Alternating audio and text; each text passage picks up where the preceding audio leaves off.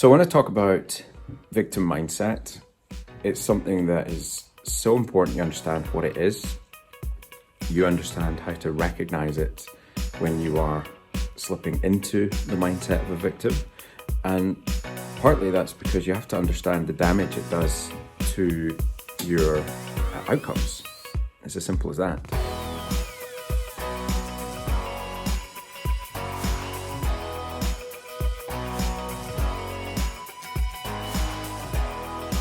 So there are two mindsets and two camps that people generally will fall into situationally when stuff is happening to them.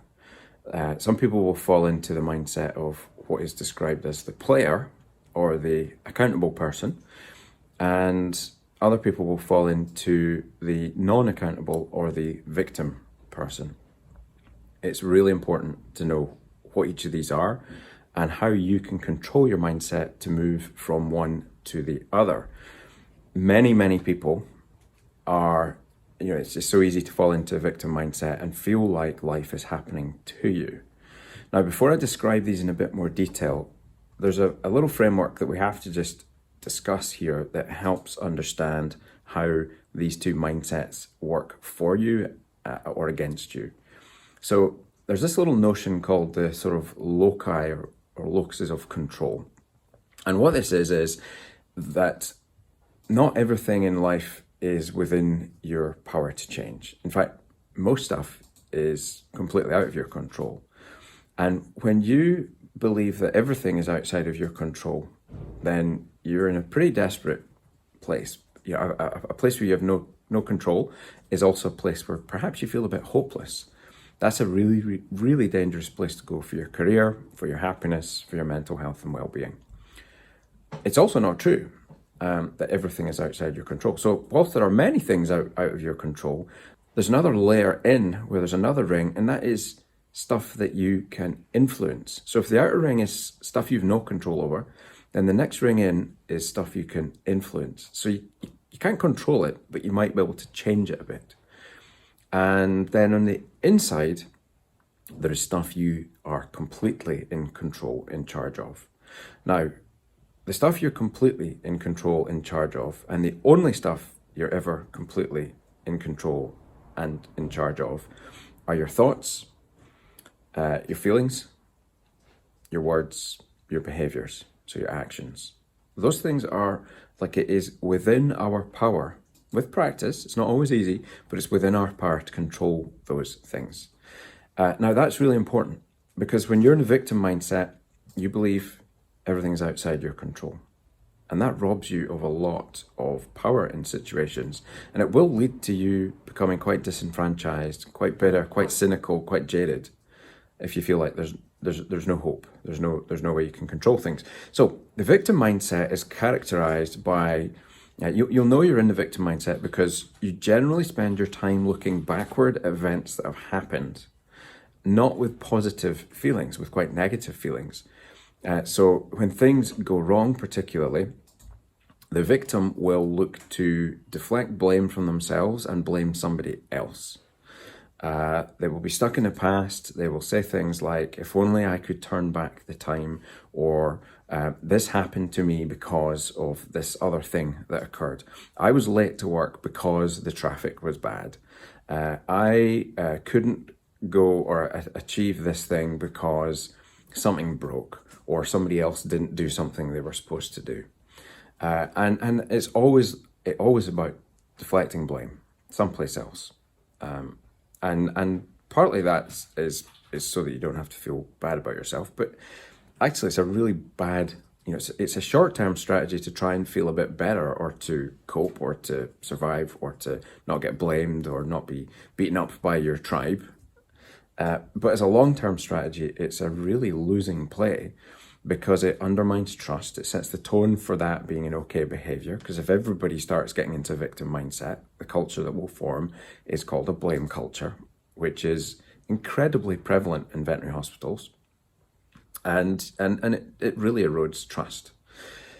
So there's an alternative, which is great news, and that is to be accountable, and that's to be the player. Now, You will not ever be in a situation where you can control everything that is occurring.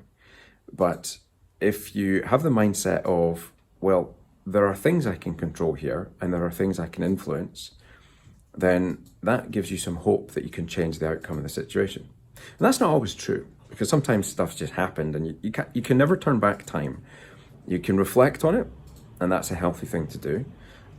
And then you can do something with that reflection. And so there's 3 questions I think are really important questions that help you flip from being a victim, where you're looking at the past and you're blaming others and you're feeling a bit crappy about everything, to looking forward to the future, learning and taking accountability, being accountable, taking responsibility for doing things differently or changing the circumstances, i.e. having a lot more control over your destiny. And so these 3 things that I like to ask are, first of all, what did I learn that made the thing that happened worthwhile or valuable? Now that's important. It's not just what did I learn. This actually is a force function on your thinking to make you look for a positive in something that you're possibly currently perceiving as a negative. So what did I learn that made this experience valuable or worthwhile? That can be a very hard question to answer, because some experiences are horrific. Some life experiences we have are really, really difficult, really damaging, really emotionally challenging. But there's always something positive you can take out of this. If you struggle with that as a concept, then you have to read Joseph Frankl's book, Man's Search for Meaning. And I'm not going to go into how incredible a book that is now, but suffice to say, it is unlikely whatever you're facing is as profoundly awful as what he was facing in a Nazi concentration camp. So there's always something to be positive about. So what did I learn that made this experience worthwhile? Okay, because you're also then, the learning part is also really important, because it's not just about being positive, it's about taking lessons, extracting lessons that you can turn into some form of wisdom and different action in the future. Okay, so that leads into the second question that I like to ask myself, and that is, what will I do differently in the same situation next time? So that is really just taking what I've learned and applying it.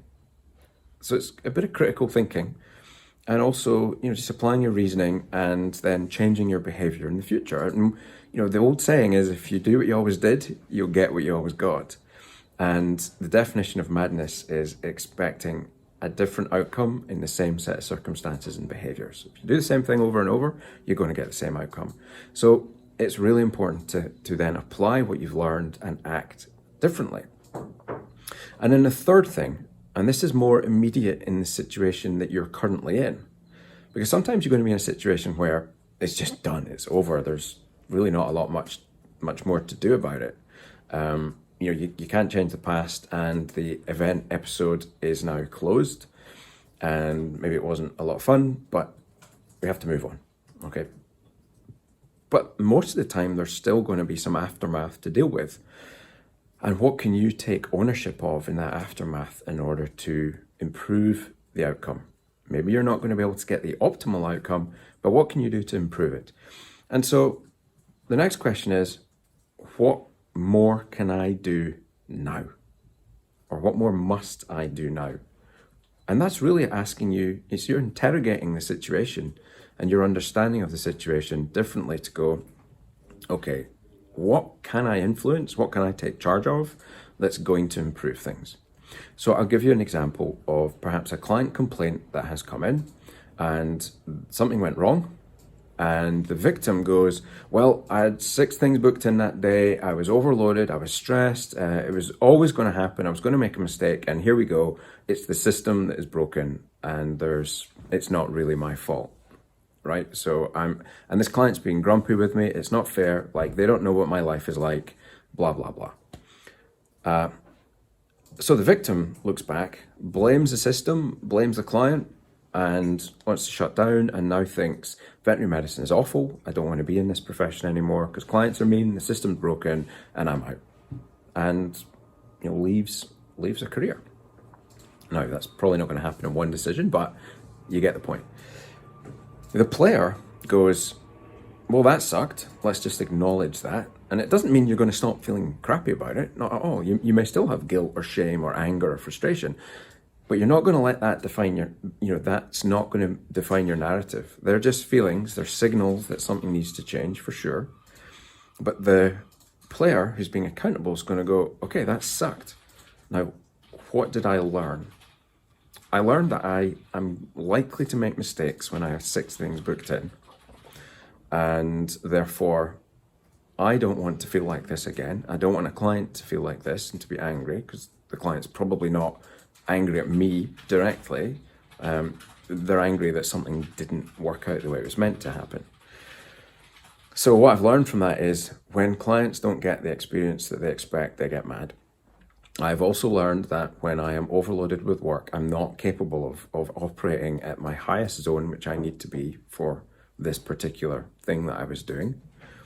And I've learned that I'm faced with the same situation. I'm going to have to take proactive action to say, maybe I can't do 6 procedures, it's got to be 5 in a day like that. And I'm going to work with my reception team or my supervisor to schedule a bit more effectively. So they're the first 2 questions. What did I learn and what will I do next time in the same situation? But now, what can I control now? Well, I've got a grumpy client and I've got my own thoughts and my own mind and action.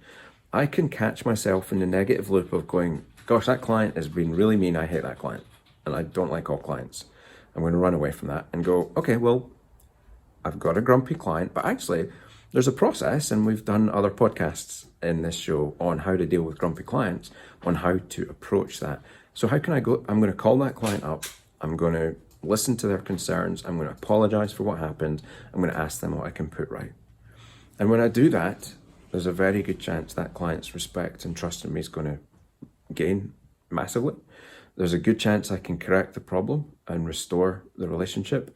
And when I also do that, I'm going to generate a lot of positive feelings because I resolved conflict in a way that fit with my values. And I grew as a communicator. I grew as a human. I grew as a responsible teammate. That's the difference between somebody who can go on and have an astonishingly good career in veterinary medicine and somebody who continues to bounce from tough situation to tough situation and feel like a victim where they've got no control. In some ways, it's the hopelessness that's driving people from veterinary medicine, and that hopelessness comes from a failure to acknowledge the control that you do have in your day. We all do. So that's it. That's the difference between the victim mindset and the accountability mindset. So I'm curious now, what is your mindset? Do you catch yourself? We all have moments of being the victim. I'm no different in that regard.